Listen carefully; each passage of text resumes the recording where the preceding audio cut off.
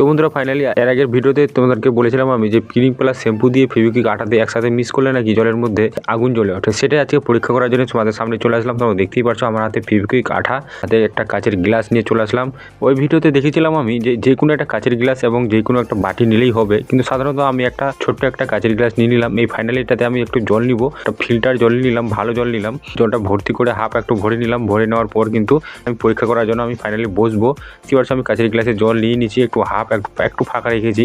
আমি বসে পড়লাম এটাকে পরীক্ষা করার জন্য। আমি দাঁত দিয়ে ছিঁড়ে নিলাম, হাত দিয়ে আমি একটু ছিঁড়তে একটু মুশকিল হয়েছিল আমার। একটু দাঁত দিয়ে ছিঁড়ে নেওয়ার পর কিন্তু আমি ফেভিকুইক আঠার একটু মুখটা কেটে নিলাম। কেটে নেওয়ার পর আমি দিয়ে দিলাম। তোমরা দেখতেই পাচ্ছ সেই সামনে আমি কিন্তু জলের মধ্যে একটু ফেভিকুইক আঠা দিয়ে দিলাম। তোমরা দেখতেই পাচ্ছ সেই সামনে। এখন আমি ভালো করে তোমাদেরকে দেখাবো জলের মধ্যে আঠাটা দেওয়ার পর কেমন হয়েছে।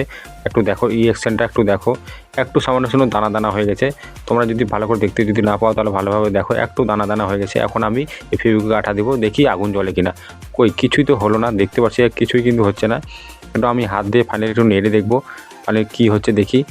তো কিছুতে আগুন জ্বলছে না। তাহলে ভিডিওটা ফেকই ছিল। সেই ভিডিওটা আমি দেখেছিলাম যেটা ফেভিকুইকের সাথে নাকি একটা শ্যাম্পু দিলে নাকি আগুন জ্বলে। আমরা কিন্তু দেখে কিছু এখানে মনে হলো না, আগুন টাগুন কিচ্ছু জ্বললো না। তোমরাও দেখলা, একদম ডাইরেক্ট তোমাদেরকে দেখালাম। আর ফাইনালি আমি জলটা ফেলে একটু দেখলাম, হাতে নেমে নিয়ে একটু দানা দানা কেমন একটা হয়ে গেছে। তো বন্ধুরা ফাইনালি তোমাদের দেখতে পেলে ফেভিকুইকের সাথে একটা শ্যাম্পু দিয়ে কোনো আগুনই জ্বললো না। আমি যে ভিডিওটা দেখেছিলাম সেটা হয়তো সত্যিকারই জ্বলেছিল, আমি যেটা করলাম সেটা হয়তো জ্বললো না।